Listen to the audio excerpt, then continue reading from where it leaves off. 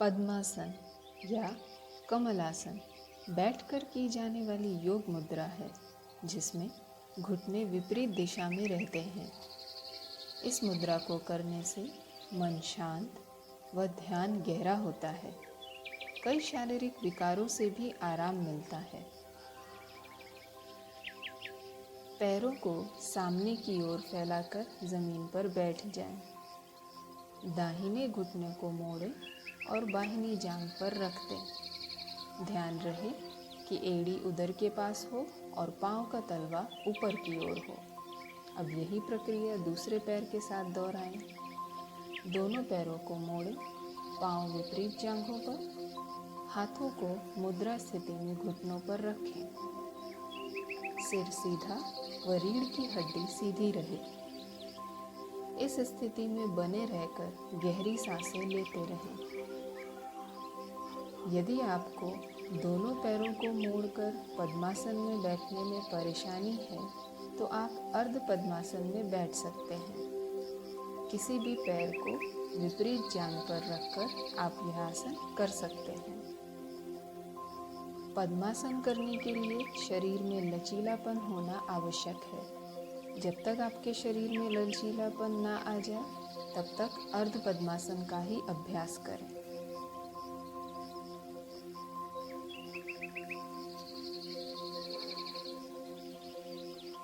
मुद्राएं शरीर में ऊर्जा के संचार को बढ़ाती हैं और यदि पद्मासन के साथ किया जाए तो बेहतर परिणाम मिलते हैं। हर मुद्रा दूसरी मुद्रा से भिन्न है और उनसे होने वाले लाभ भी भिन्न हैं।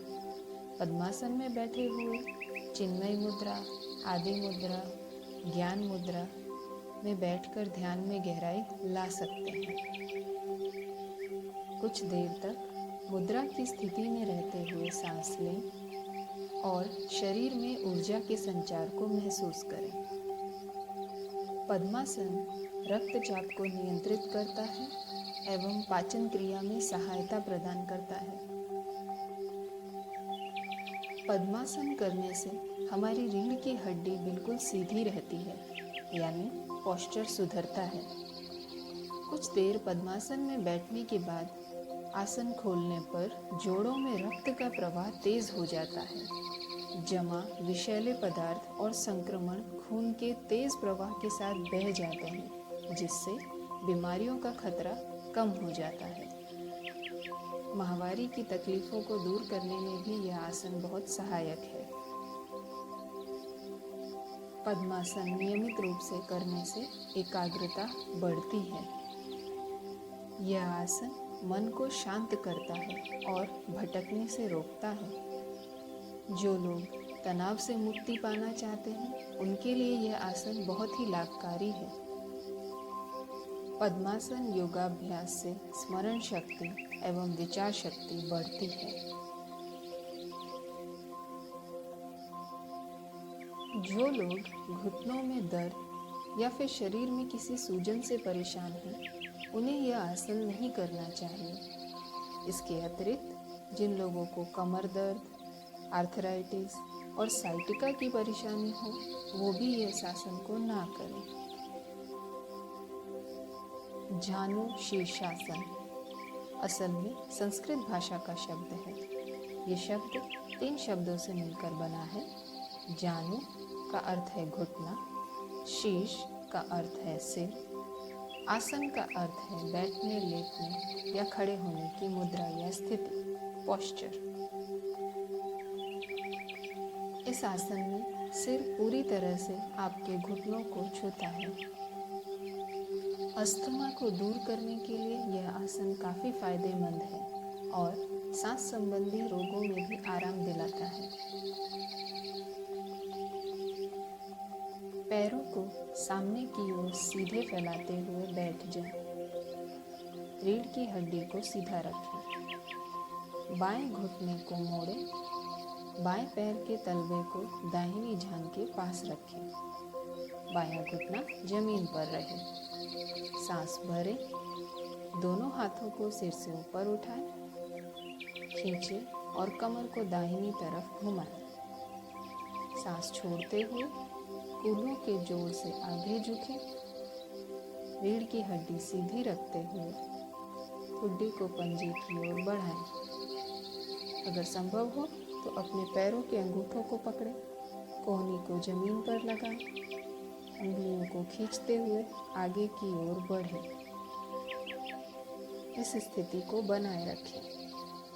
सांस भरें, सांस छोड़ते हुए ऊपर उठें, हाथों को बगल से नीचे ले आएं। इस पूरी प्रक्रिया को दाएं पैर के साथ फिर से दोहराएं।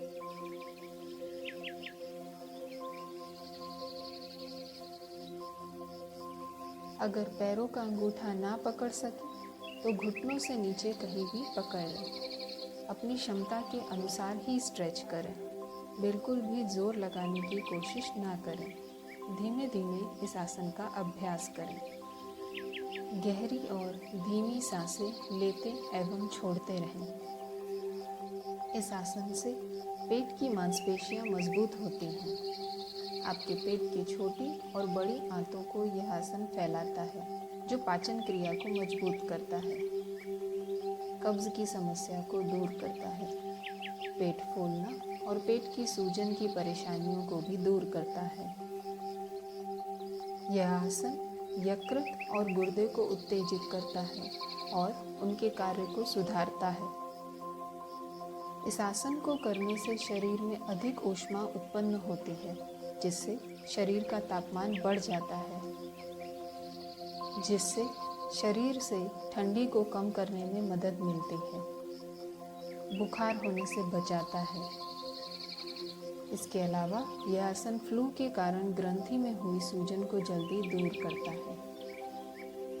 इस आसन से कंधे, रीढ़, हैमस्ट्रिंग, गर्दन, पेट की मांसपेशियों और ग्रोइन को बहुत अच्छा स्ट्रेच मिलता है। इन मांसपेशियों के खिंचाव से उन्हें मजबूत बनाने में मदद मिलती है। ये शरीर के लचीलेपन में भी सुधार लाता है। इस आसन में सिर को नीचे की तरफ लाकर घुटनों से स्पर्श करवाते हुए आराम किया जाता है। इससे शरीर में कुछ ही समय में गहरी शांति का एहसास होने लगता है। यह आसन नियमित रूप से करने पर एंजाइटी को दूर करता है। यह आसन साइटिका की तकलीफ को भी कम करता है। बार बार अभ्यास करने और धीमी गति से सांस लेने से साइटिका नर्व्स में ताज़े खून की सप्लाई बढ़ जाती है और नर्व्स में दर्द से राहत मिलती है।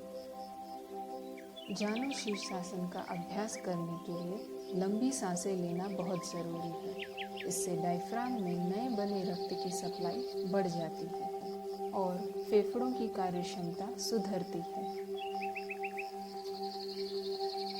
इस आसन को करने से हैमस्ट्रिंग्स खिंचती हैं और हिप्स को गहरा स्ट्रेच मिलता है।